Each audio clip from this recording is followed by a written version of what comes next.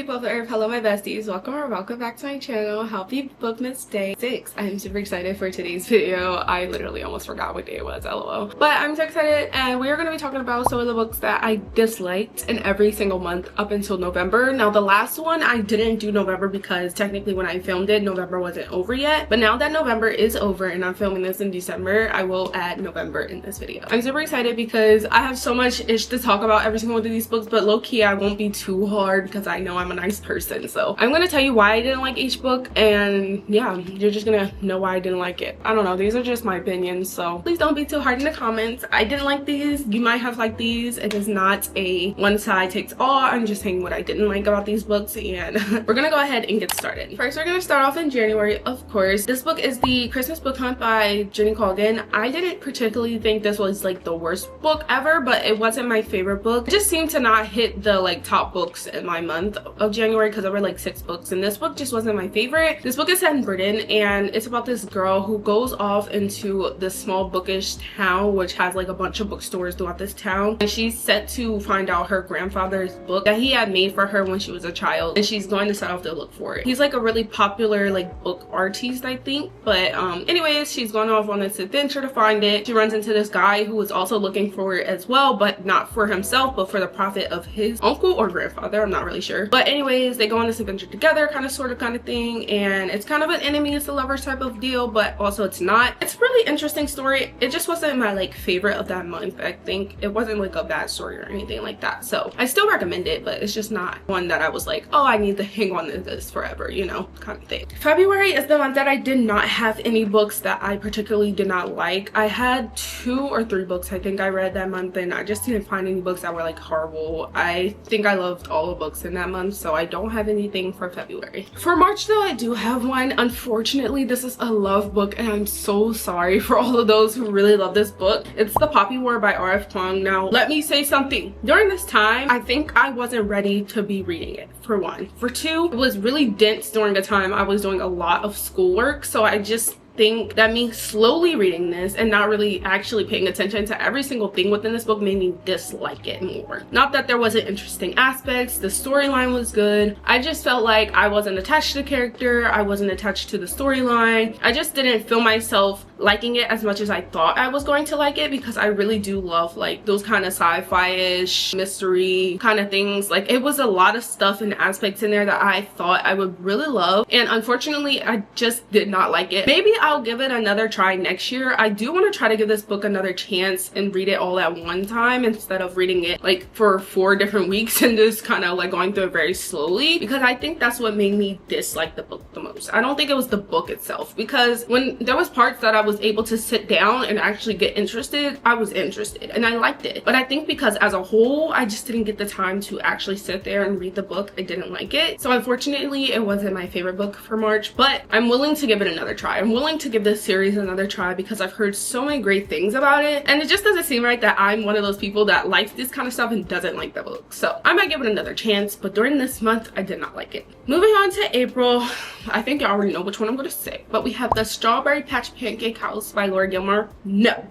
No, it was not good. I hated the surprise pregnancy trope thing happening. That really irritated me. I just don't like stuff like that, and I think that was my first time reading of this trope, and so therefore it wasn't that good. And the way it was thrown in there just did not feel right. It felt like that's what forced them into a relationship. I did not like that part, because I felt like if that wasn't even in there, I still would have felt like the storyline would have went well. I also don't like how the main character kind of dealt with that. Like the FMC, she didn't do well with that. I don't know. And the male main character, he was pretty good too, but I think at first I was liking the storyline. I liked Olive, I liked the 2 of them. I thought this nanny deal was really good, but I don't like the insta-lust kind of feeling to it. It just didn't feel right to me. Something about this story was just not good, and so therefore I did not like it. But yeah, definitely the surprise pregnancy threw me off the most, and I was like, no. Like at that point I didn't want to finish the book, but I was just like, I'm already here, I might as well finish. But I did not like it once we got to that point. It just didn't feel right. I don't know. I wish the characters were better written. I wish the characters characters talk to each other a little bit more about certain things, because I felt like their relationship would have been 100% better if they did certain things. So I didn't like it. Some people do, but that was not a good one for me. Now in May, we got A Curse for True Love by Stephanie Garber. Now this is just one of the books, because I did read a good amount in this month. I think this book just didn't hit the way I wanted to hit, because this is the second book in the series. Honestly, the first book was the best one out of this trilogy. The second book just kind of threw me off, I think, the most, and I didn't enjoy that it threw me off so much. I think I was like, wow, we're going there, okay. And then the ending, it just did not, like, I don't know. And then the third book was just even worse. So of course this one ended up being the book on that month that I did not like the most, unfortunately. I love the trilogy as a whole, but like this book specifically in the trilogy, I read that month and I didn't enjoy it, because I was like, man, I wish this was better written, especially the ending. In June, I'm going to say Onyx Storm by Rebecca Yarros, and I'm so sorry. Wait, do not come attack me yet, okay? I say this because the first two books were very great in dynamics and things like that, but I think the third book was more of a filler book for that fourth book that's coming, because the third book just felt like I was going through the same thing over and over and over again half of the book, except for the small little minor parts. I don't know, it just felt like study abroad with dragons, and we just kept going to all these different places trying to find alliances in certain places. And I don't want to say too much because I don't want to ruin the book for you, but definitely I just felt like it was repetitive. It felt like I wasn't as connected, but I'm still connected to the characters, you know, but like the storyline kind of felt disconnected a little bit, and it just didn't feel like the first two. Definitely Fourth Wing being the best one so far, but since the series is going to be 5 books, I think the third book was more of a filler for all of this stuff that's about to go down in book 4, because third book was like all the things that are happening, who we got, who we don't have, what we have going on. We just get a little bit more information, and then fourth book, I feel like that's where all the drama is going to happen. Stuff is going to start going downhill. We're going to have a lot of ups and downs. So I just feel like number 3 was a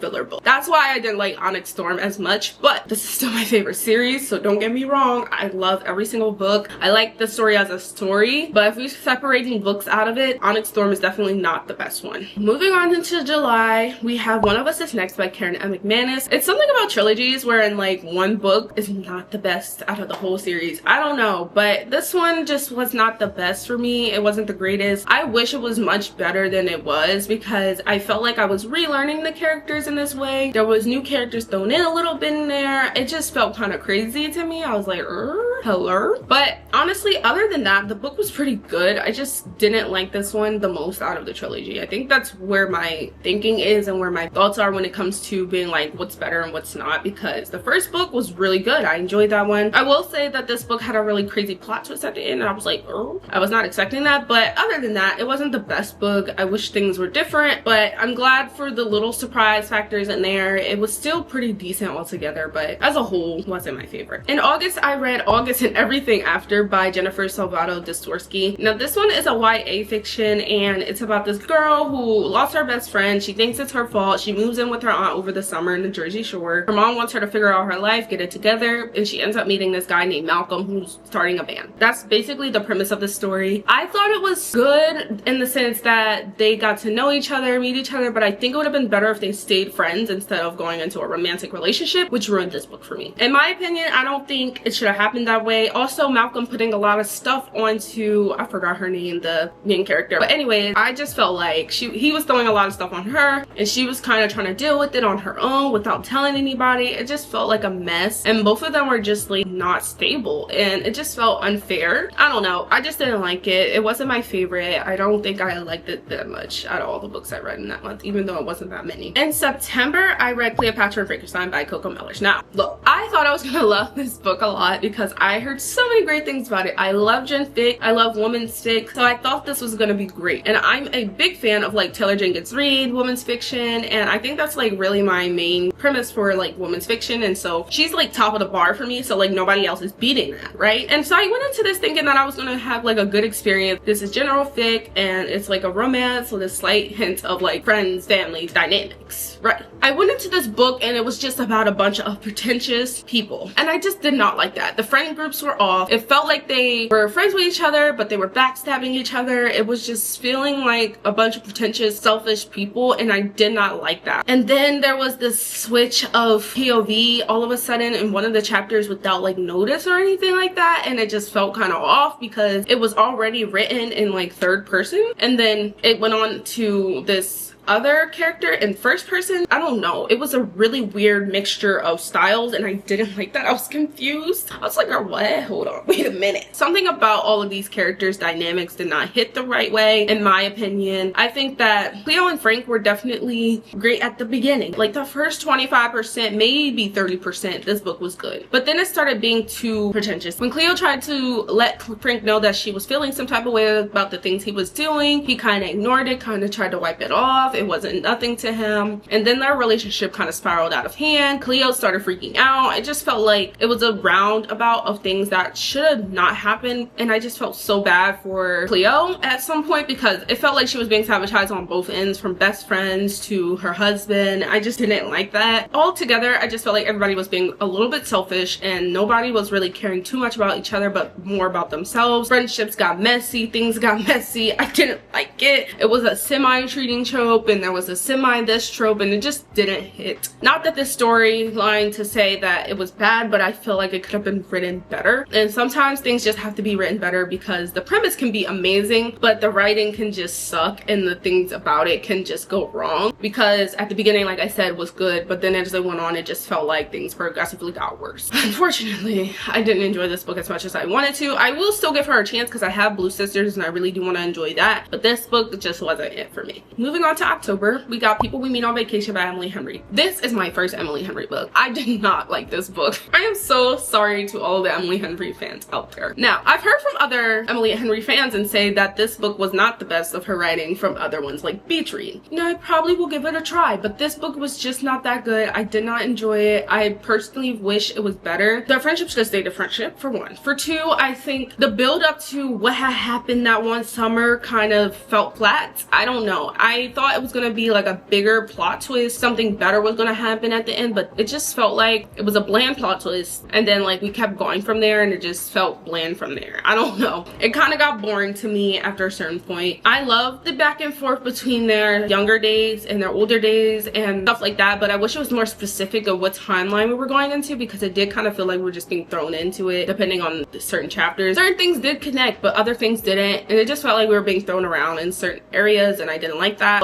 As a whole, I just didn't like this story. I don't know. Something about it just isn't hitting right because it feels like it should have been a better drop of events. Like, oh, something happened that summer that we're not talking anymore. And then boom, this is the big thing. But it felt really flat when she told us what had happened. I was like, girl, it was never that serious. I don't know. That was just my opinion, but I didn't enjoy it that much. I wish it was better because I heard so many beautiful things about Emily Henry's books. I've heard so many people say that her books are fun. They're great to read. It didn't feel like a great read to me. And last but not least, in November, I read The Perfect Child by Lucinda Berry. Now this one, let me tell you something, guys. I was enjoying it, but then it just progressively got worse and more irritating and more agonizing as the storyline went on, because at the beginning we were getting a good picture of this couple who were supposed to be a perfect couple apparently, and they were supposed to be doing great together, trying to have a child. But then this child comes in and she's abused, and Christopher is pounding on his wife to actually get this child, to bring her into their home and all of this stuff, and then all these things take place and he just does not seem to care. I hate men written as if they don't care about their wives, but then the author makes it seem like that's supposed to happen. You know, like apparently they were supposed to be this perfect couple. They're supposed to love each other great. He claims to know her so well, but then it seems like he doesn't know her that well because he treats her like crap and he just does not care about what she's saying. I don't know. I didn't like that, and I will say that the ending was really crazy. I was not expecting what had happened at all, but other than that, the story just felt kind of, it was very irritating. And I think Christopher was the main character that really irritated me the whole entire story, as well as the social worker. Like the social worker didn't do her job well. I don't like that she didn't do her job well. It felt like Christopher was constantly enabling Janie to do what she wanted to do, and he just did not care about his wife, and I just didn't like that. It was genuinely irritating. I just constantly felt bad for Hannah throughout the whole book, and I just feel like she should have left him when she had the chance. Like, in my opinion, she should have just dipped out of there, because, and then there was this one aspect in there I was like, whoa, hello, we're ever gonna talk about this? He never apologized for it. There was nothing done about it. There was no talk about it. But then the ending, it just kind of felt unfinished, and then I was just like, okay, so we're just done? That's it? oh, okay. But apparently there is a novella for after this, with the storyline continuing with Janie and everything like that. But I just didn't like this. I felt very like, wow, the book wasn't finished to me. But now I understand that she has a novella, so I guess that's why. But it still felt unfinished. It still felt like things needed to be answered. It still felt like Christopher could have been a better husband to Hannah. He should have listened to the things she had to say. And Janie was a freaking freak, and she was crazy, and he already knew these things, but he didn't tend to care. He was just like, I want to save her. You can't save her if she don't want to be saved. She's already crazy. Like, hello, are we getting, well, let me not say crazy, because that is, I shouldn't say that, but she is mentally ill, and she obviously has problems, and you need to actually adhere to that, because Hannah's telling you things are happening and you're acting like that's not happening. I didn't like it, and that's okay, because certain things we're not gonna like. Alrighty guys, so that is the end of all of the books from each month that I did not like. So hopefully y'all enjoyed it. Let me know y'all thoughts on some of these books if you've read any of them. If you made all the way to the end of today's video, comment down below the thumbs down emoji. Please don't forget to like, subscribe, and hit the notification bell so you get notified every time I post a new bookish video. Please make sure to stay tuned for all of the Bookmas content, and if you missed any days, don't worry, there is a playlist down below for you guys, and there is gonna pop up over here on the screen somewhere. Hopefully y'all will be able to catch up on those videos. Don't miss a day. I've missed a couple of days, so don't comfort me, but they are on the playlist still, so that way you can still watch them even if I posted them really late. You'll never actually miss a day. Don't forget to be true and be you and read whatever you want to. I love you guys so much, and I will see you guys in tomorrow's Bookmas video. Bye.